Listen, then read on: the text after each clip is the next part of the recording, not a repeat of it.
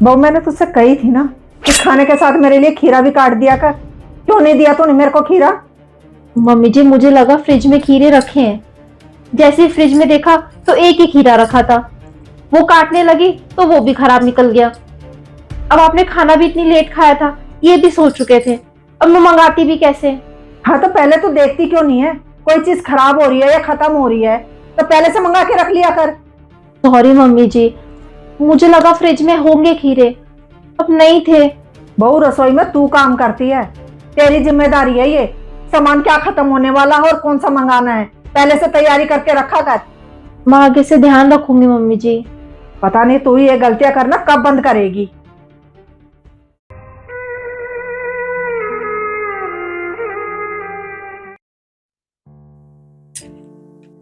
अरे साहिल, हाँ आ जाओ मम्मी, गेट खुला हुआ है। क्या हुआ, कहीं जा रहे हो क्या? हाँ मम्मी जी, हम थोड़ी देर के लिए बाहर जा रहे हैं। मैंने सारा काम कर दिया है, खाना भी आपका बना के रख दिया है। बस शाम तक आ जाएंगे थोड़ी सी देर में।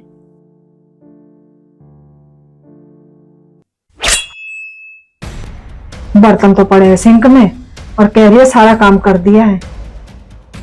अब ये भी मुझे ही साफ करने पड़ेंगे। सास है घर में, कर लेगी। बस घूमने फिरने से फुर्सत नहीं है, घूम लो पहले।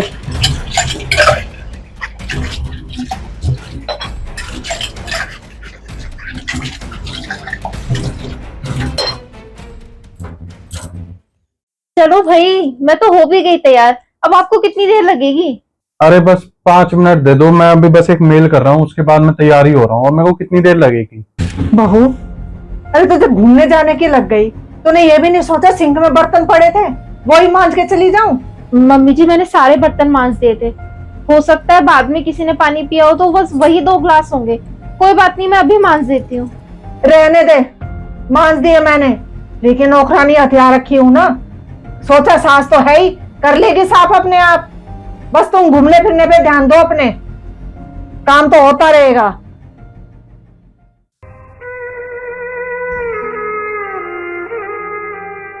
चलो हो गया, बस 5 मिनट।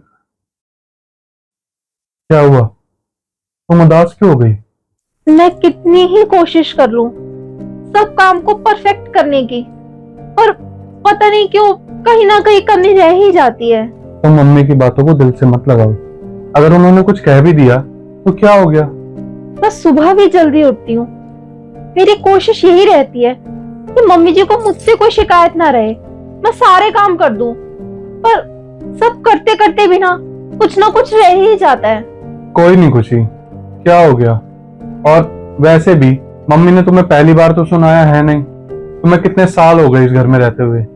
मम्मी बड़ी हैं, अगर उन्होंने कुछ कह भी दिया तो क्या हो गया? सही कह रहे हो आप, मुझे कितने साल हो गए इस घर में आए हुए, पर मम्मी जी वो कोई ना कोई बात को लेकर मुझे सुनाती ही रहती हैं। पर सबसे ज्यादा मुश्किल आपको पता है क्या होता है? सही होकर भी चुप रहना।